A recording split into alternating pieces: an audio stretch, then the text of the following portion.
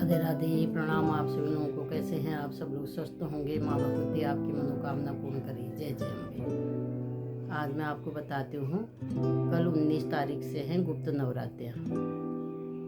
साल में 4 नवरात्रि आती हैं। 2 नवरात्रि तो हम लोग करते हैं। दो नवरात्रि जो होती है वो गुप्त होती है, एक माघ के महीने में, एक आषाढ़ के महीने में। तो इन गुप्त नवरात्रियों में हमें किस तरह से माँ भगवती की पूजा करनी चाहिए, क्योंकि जिसका नाम ही गुप्त नवरात्रि है।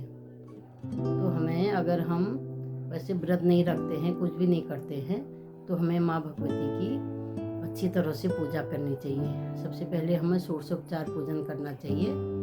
उसके बाद हमें, आप एक मंत्र का नियम बना लीजिए, या तो आप नवाण मंत्र कर ले लीजिए। उसमें तीनों देवियाँ आ जाती हैं, महासरस्वती, लक्ष्मी, महाकाली।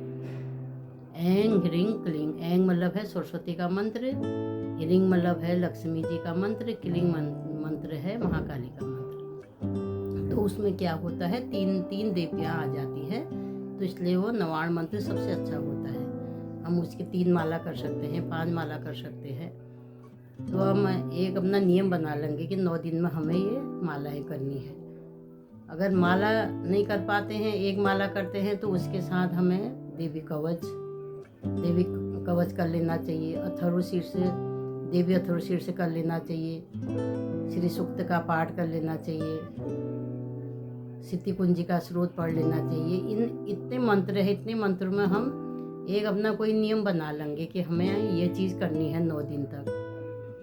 तो उसमें क्या होता है, वो गुप्त रूप से भी हो जाती है और हमारे 9 दिन माँ भगवती की सेवा भी हो जाती है।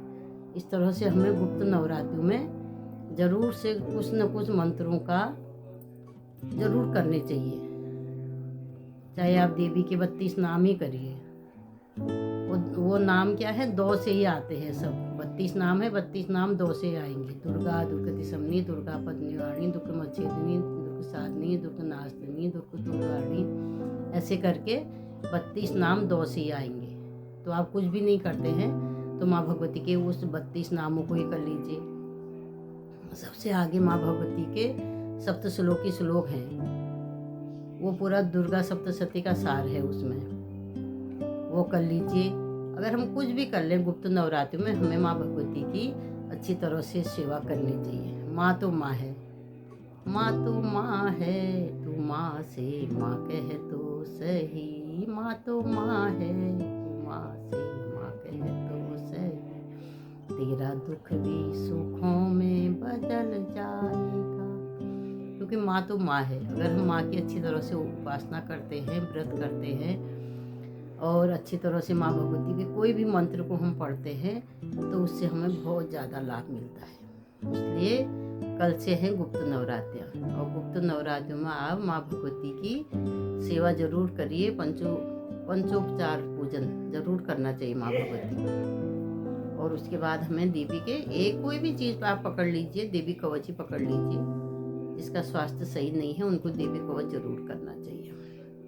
इस तरह से कल के दिन हम माँ भगवती की अच्छी तरह से पूजा शुरू कर देनी चाहिए। आप 9 दिन के लिए ही कर लीजिए, वही बहुत है।